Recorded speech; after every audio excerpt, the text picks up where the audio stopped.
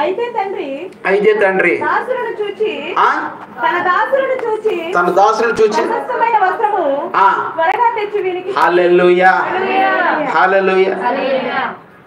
అమ్మా అలా వేసుకోరేమ్మా ఒకరు.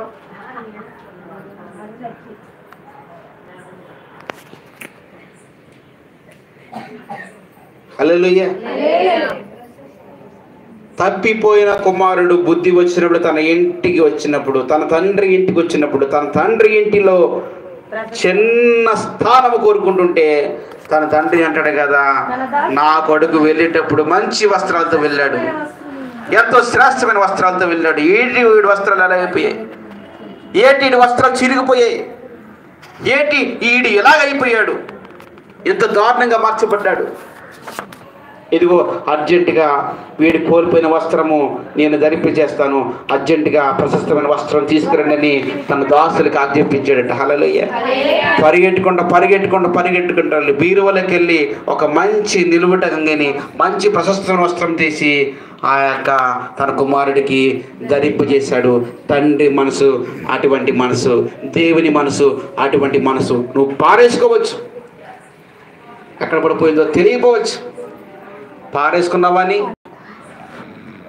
ఎక్కడ పారేసుకున్నావో తెలియదని, ఫలానా కారణం చేత నేను నా రక్షణను వస్త్రాన్ని పోగొట్టుకున్నానని దేవుని దగ్గర నువ్వు ఒప్పుకుంటే ఆ వస్త్రం మరలా నీకు దేవుడు తిరిగిస్తాడనడానికి దానికి సజీవ సాక్ష్యము తప్పిపోయిన కుమారుడు తన తండ్రి పట్ల చూపించిన పశ్చాత్తాపానికి ఒక మంచి వస్త్రము రాబోతుంది, అతనిని కప్పబోతుంది. హల్లెలూయా.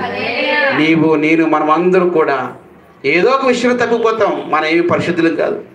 ఏదో ఒక సమయంలో, ఏదో ఒక విషయంలో, ఏదో ఒక సందర్భంలో మనము తప్పిపోతాం. అంత మాత్రాన మన దేవుడు మనల్ని తృణీకరించడు. నువ్వు పశ్చాత్తాపడితే, నువ్వు దేవుని జరుపుకుంటే ఆ కోల్పోయిన వస్త్రము, ఆ కోల్పోయిన ఆ యొక్క ప్రశస్తమైన వస్త్రము, ఆ కోల్పోయిన రక్షణ వస్త్రము, ఆ కోల్పోయిన శుద్ధి వస్త్రము, ఆ కోల్పోయిన అభిషేక వస్త్రము, ఆ కోల్పోయిన సువాసన వస్త్రము దేవుడు మరలా నీ మీద ధరింప చేయాలని ఈ సంవత్సరము ఆశపడుతున్నాడు. ఆ వస్త్రాన్ని ఈ సంవత్సరమైన నువ్వు సంపాదించుకో. హల్లెలూయా హల్లెలూయా.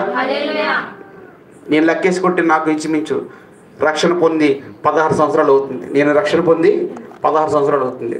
ఈ 16 సంవత్సరాల్లో కూడా ఒక్కొక్క సంవత్సరం ఒక్కొక్క అద్భుతం దేవుడు నా జీవితంలో చేశాడు.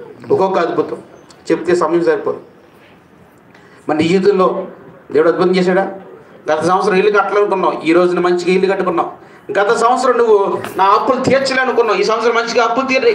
గత సంవత్సరం ఎన్నో అవమానాలు పడ్డావు, ఈ సంవత్సరం కొంచెం ఎంతో బాగుంది అనుకున్నావు. 2024 సంవత్సరం అంతా కూడా చాలా బాగుంది అనుకున్నావు. 2025 సంవత్సరం ఇంకా బాగుంటుంది. హల్లెలూయా. రెట్టింపు బాగుంటుంది. హల్లెలూయా. నాకే కాదు మీ అందరికీ బాగుంటుంది. హల్లెలూయా. మనమందరము 2025 సంవత్సరంలో ఒక మంచి గొప్ప మేలును మనం చూడబోతున్నాం. ఆ మేలు తెలుసా? దాచి ఉంచిన మేలు, అది కనపడదు. హల్లెలూయా. దేవుడు నీ కొరకు దాచి ఉంచిన మేలు ఈ సంవత్సరంలోనే ఒక ఓపెన్ చేయబోతున్నాడు నీ కొరకు. హల్లెలూయా. ఈ సంవత్సరమే ఆ గిఫ్ట్ ప్యాక్ ఓపెన్ చేయబోతున్నాడు. ఈ సంవత్సరంలోనే నువ్వు ఎన్నో అద్భుతాలు చూడగలుగుతున్నావు. హల్లెలూయా. ఈ మాటలన్నీ దేవుడు దీవించిన గాక. ప్రార్థన చేసుకుందాం. మా మధ్య తల్లి గారు వచ్చి సుభాష్ గారు ప్రార్థన నడిపిస్తారు. అందరూ కూడా కళ్ళు మూసుకొని ప్రార్థనలో ఎక్కిమించమని మనవి చేస్తున్నాను.